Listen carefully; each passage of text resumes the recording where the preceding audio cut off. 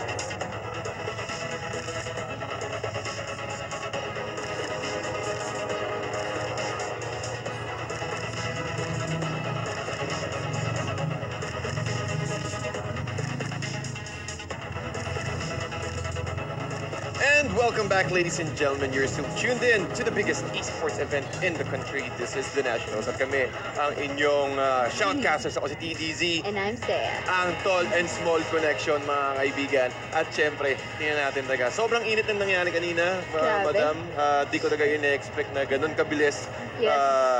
Well, i-take over ng PSO yung LPE. But LPE, well, tingin ko talaga, meron silang chance na wala lang talaga yung window for them to at least capitalize Yes. on what happened. Tingin ko na-control ka agad yung Kimi dito, yung yung Hayabusa. Na-contain, kumbaga, ng PSO into their favor talaga kung ano yung gusto nilang mangyari. Pero, I like what I said, it's too early pa kasi meron pa tayong game number 2 na pwedeng humabol at bumawi ang Laos Playbook Esports. At tingin ko talaga dito makakabawi yung LPE. For Oo. sure, kumbaga sa, ano lang yun parang shaking and baking lang. Para tinatanggal mo laban ng o muna bawi. yung konti. Oo. Baka parang may pagkakataon. But syempre, ladies and gentlemen, this, nakita natin yung mga players ng LPE talaga. We are quite familiar with those players. Yeah. Naglaro sila as a group before. But then again, PSO really proving that they are worth, that they have, that they are renowned the champions from our first conference. At ang ganda ng ang ganda ng movement sila.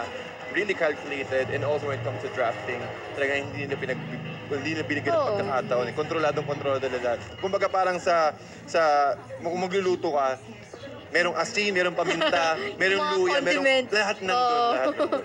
Maganda nga ang templa at recipe ng PLDT Smart Omega, and they're making a name now. We have won this once and we can win it again. And so far for the first 3 days natin, it's going well for the side of PLDT Smart Omega. But again, considering that LPE is a new team, hindi pa huli para sa kanila kasi like what we've said, they may be a new team, but their team play or their members are not new into the scene. So I think it's just a matter of communications lang talaga, because the patience and discipline that we've seen yesterday wasn't really well executed ngayon, simply because hindi makahanap ng magandang timing yung Ruby nila dito. And I think that's also another factor for LPE. They have to adjust again with their drafting phase kasi you've seen that Chango with that tremendous amount of damage. So it's either they respect that or they take that.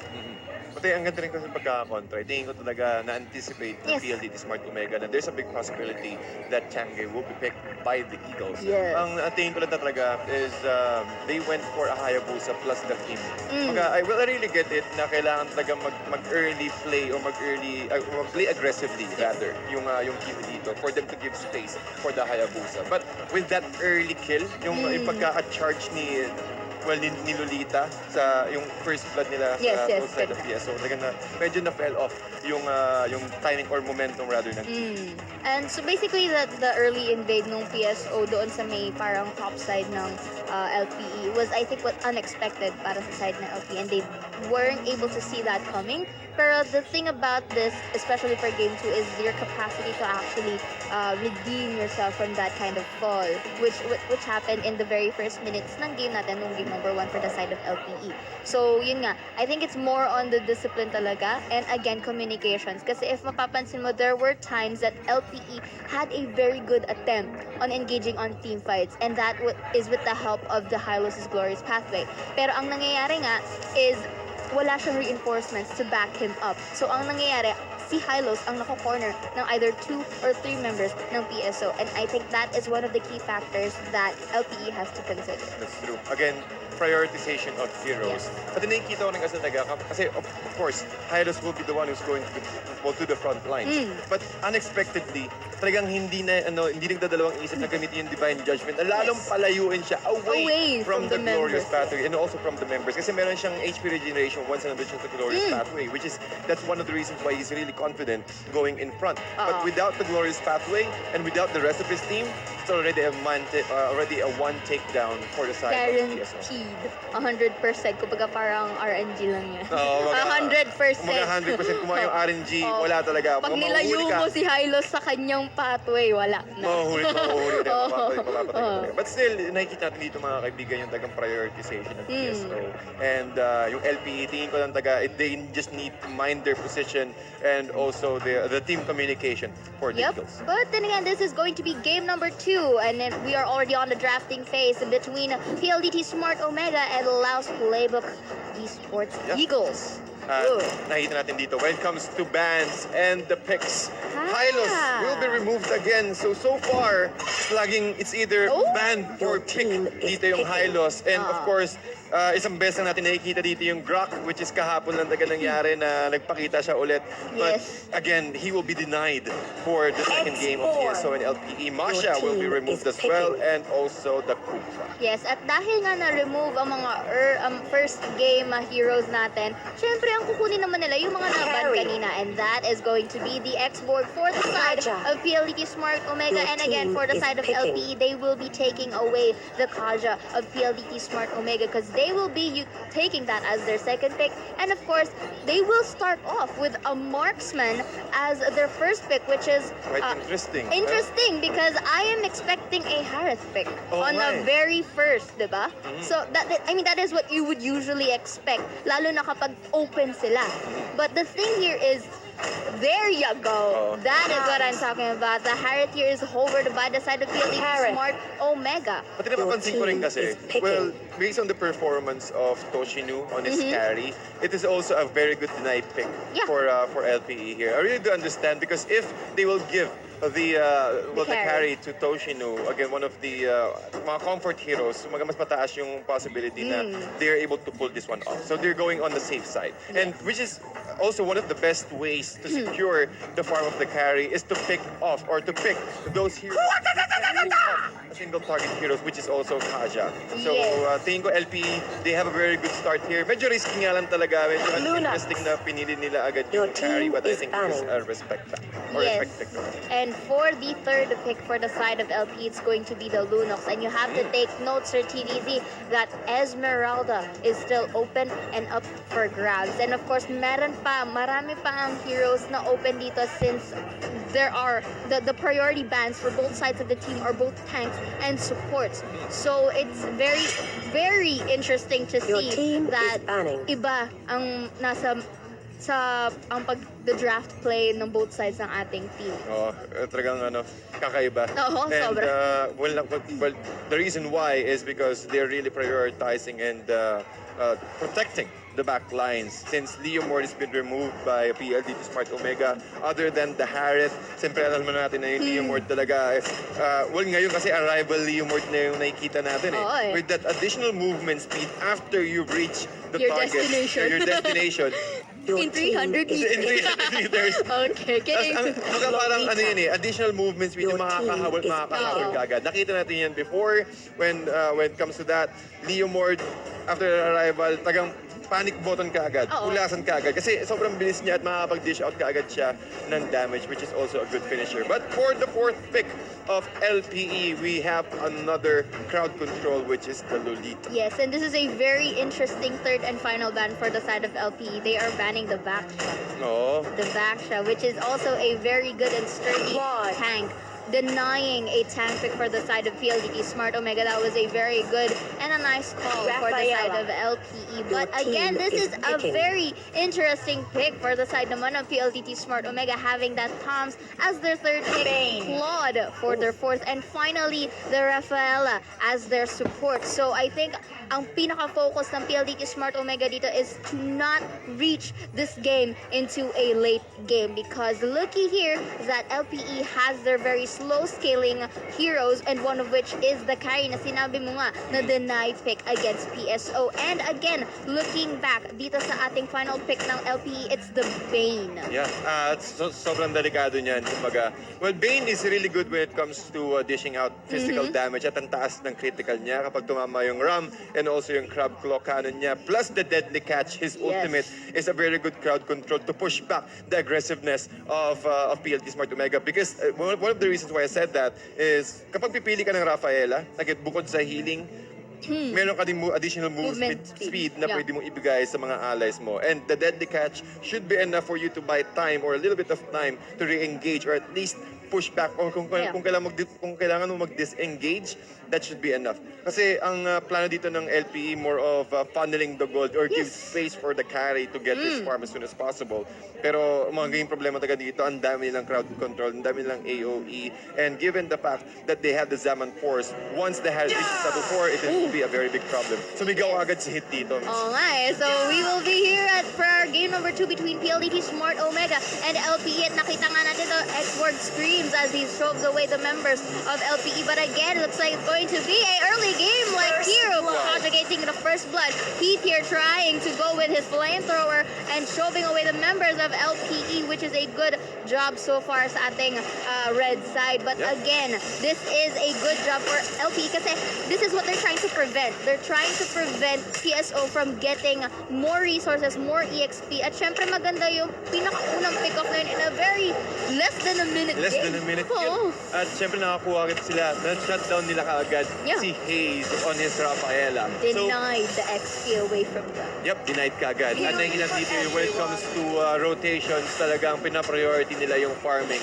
Shutting down the core heroes of PSO is really necessary since kapag nakapag-level 4 ka agad si GC dito, ang hirap. Napagandang steal ni Lasty. Nakuha ni Lasty ang kanyang crab. Alam mo, madam, si Lasty talaga, simula kahapon, hindi lang crab yung ini-steal niyan, hindi lang din mga puso ng mga taong ini-steal niyan, pati yung Lord kagabi. Oo. Siya ang nakakuha nun. Sana all na steal, no?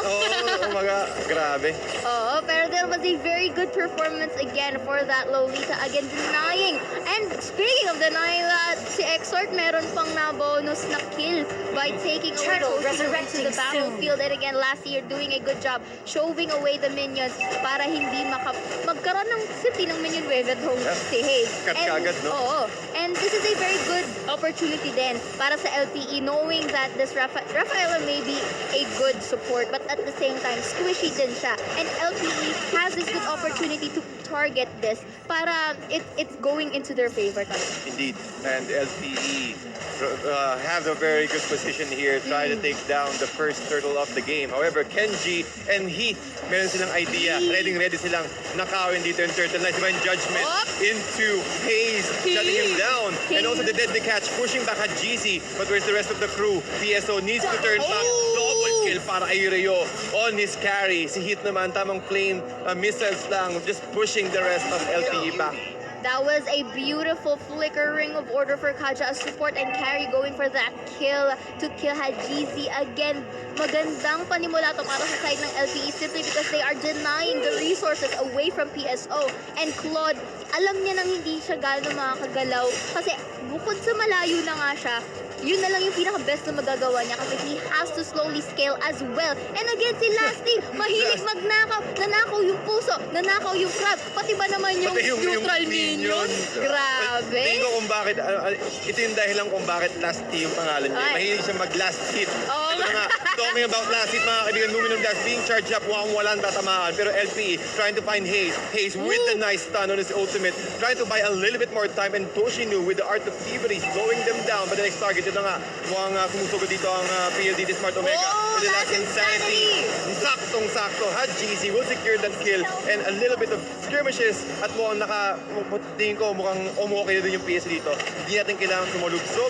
Kailangan natin silang kontrolin as early as possible. And with a low break of health to spare. Pero looking here, Lunox doing a very good job with her darkness to free hit that Claude into his death. At ayan na nga, again, magandang rally to for both teams. Pero we are seeing more momentum sa side ng LPE as they go for the patience to actually take down one by one the members of PSO. And that's a very good takedown for the Eagles, shutting down the top lane by taking the tier 1 turret, making it more difficult for the Claude to farm for the rest of the game. And looking at the net worth though, 12,800, almost 13,000 sa side ng Eagles at 9,000. Almost 9,500 sa side ng PSO. Ang laking lamang na yan. Almost a single core item for the core heroes of LPE. Oh, looky here. He is doing a very good job sustaining and shoving away the members of LPE. Pero at the same time, LPE knows better. Sila naman ang mag-objective taking. But looky here, face check for Hayes and company.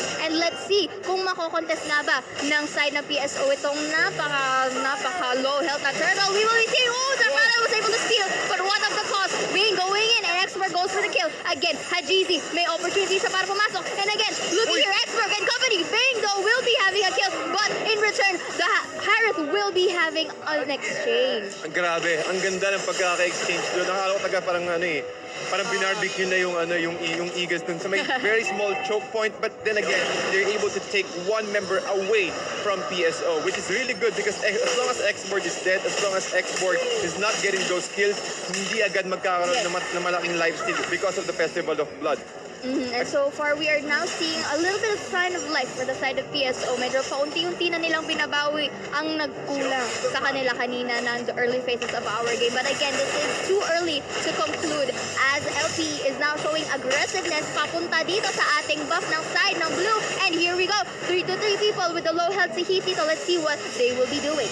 And right now, they have an idea na apat ang miyembro ng PSO na nag-aabang dito sa may top lane. And lastly, again, nag-aabang na naman ng isa pang last hit.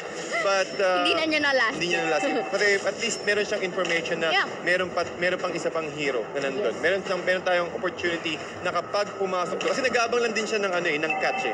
Kasi alam niya na magbababad talaga dun yung Claude for him to secure the last hit. And there's also a big chance that tumama sa kanya yung charge, and that will be a nice opening for LC. Okay, Luminum Blast will be used. May matatamaan na isa. They will be targeting the third person, and last Sandy will be going for the export, pero naka-cancel. And looking here, Barry will be free hitting and goes for the killing spree. And of course, discipline as its finest. They prefer to actually go back instead na magpaka overextend to get another pick-off, which is a good performance for the side of LPE. But again, Harith, nakita natin kanina na tinatry niyang mag-abang for, again, a pick-off. Pero alam niyo mag-isa siya out of 4 or 3 people rather of LPE. So it was also a good decision not to risk it. But again, Kilowatt here dito sa baba, parang tatry niya i-take yung bottom lane turret. But here, back tayo sa middle lane, mukhang mag-aabang ang members ng LPE. And LPE dito. Grabe yung arrival dito ni Extort. Nakahuli pa siya ng isa. Grabe. But LPE being shoved out of the turtle lane. At si Heath talaga nagkahanap Sakto yung pag-arrival talaga ng Lunok kanina. Parang nag-time in ka ng exact 8 o'clock sa yung shift. Kaya na nga, going back, Luminum Blast will be used. And again, the turtle will be getting by the LPE. Mukhang magaling sila magnakaw ngayon. And again, looking here, going back, they will be trying to go and free hit. Heath here kind of very good job on giving Heath a low break of health, but still manages to survive. At ayan na nga, Kajo was a good attempt to flicker out. Nice Pero ayan na nga, going here into the middle side, we are seeing much aggression for the side of LPE. At ang ganda ng ikot dito ng LPE. And nakita dito si Extort, medyo na free hit siya dito ng members ng PLD Smart Omega, but Lusty is always there to protect him with the Guardian's Bulwark. At yun, lahat ng project ay matatanggal. And again, looking at the space here, 4-10 mga kaibigan. At again, hindi na binibigyan ng pagkakataon dito na makakuha ng blue buff ang PLDT Smart Omega. Control is the name of the game here for LP right now. Again, they knew that they are ahead. Kailangan lang nilang huwag maging safe. Kung bigyan ng pagkakataon yung PLDT Smart Omega dito na makabawi. And the thing about here is that we've been saying that the team composition of LPE dito ay slowly scaling at pupunta pa nga lang sa mid-game. And they managed to actually retain the game for 8 minutes. At pag of PSO, they have to do something para hindi na masyadong lumaki ang gap na meron sila ngayon. Because looking at the goal, it's already 7K if I'm not mistaken. I'm not good at that. Yeah, well played. Well-disciplined timing for LPE. Luminum Blast. Looking here, good priority. Hajizi will open the red with the Divine Judgment. Again, Kaja goes for the kill with the help of his ring order. Again, magandang prioritization and patience for the side of LP. A very different game na nakita natin with game 1. Sila naman ngayon ang nagiging dominant and showing that this game is one-sided, that they will be taking this win potentially on game 2 as they take the Lord. Hindi pa kami tapos. Sinasabi niya ng Sisimula pa lang kami. Sisimula pa lang ang laban. Pinainit lang kayo. Pero si Bimo talaga, ang ganda ng prioritization niya. And again, he's really not hesitant going in and catching all of those heroes. Pero nakikita natin mga kaibigan, si Carrie, si Rio, tatlo agad yung core items niya. And again, he can man fight against Claude right now. Alright. Keep going here with Fire Stake. Okay, hindi na push yung Lasty, but that's okay, which is very essential kasi Lasty here is really good not just by stealing resources, but again, to bait out the members of PSO, which is in so far, napupunta sa pabor nga ng LPE ang initial strategy nila ngayon. And again, for the side of PSO, they have to defend as much as they can without being picked off kasi if they are picked off, mapupunta nga sa side na to ang more max controls sa LPE. Yep, at habang nag-aabang ang Eagles for the Lord to move inside, mukhang mag-group up din sila. Supportan nila si Lord dito. Nagkakaroon ng magandang opportunity. Kiluwash with the shark fight, pushing the rest of PSO out, but Kenji will go down first. That's insanity. Yes, and then looking here with the Columbus waiting to wet para to compensate what happened to Export right here. And just look at that beautiful free hit for the Claude. But again, looking here, Rio's still alive, and the base is already exposed dito sa ating baba, and this is a good opportunity for LPE to split push, disperse, and destroy the remaining turrets ang meron sa PSO. At mukhang hindi pa rin sila tapos. Small, talagang nag-ahanap pa rin sila ng isa pa. Last insanity on Bimo, but the damage not enough though with a stun. Ito yung hinihintay nila, yung charge na gamit kay Lusty, and also a nice pushback para hindi sila tamaan ng stun dito ni Rafaela. Nice decision from LPE. PSO naman ngayon ang naglalak ng reinforcements kapag nag-initiate si Kuya Export. But again, this is not yet over because PSO manages to actually defend with a very low rank of health, pero at what cost? Dalawang tore na ang nabaksak. Iisa na lang ang natitira. Tignan natin kung ang PSO ba ay kayang kumambak dito sa ating very pinchy game sa kanilang side. That's true. Well, I think comeback is still possible for PLD Smart Omega, but they need to be patient. They need to wait for the next objective, which is the Lord. 100 seconds left at kailangan talaga nilang i-contest. Kasi pag naibigay or pag nakuha ulit ng LPE dito yung Lord, it will be a very difficult for them. Very difficult scenario for them to defend.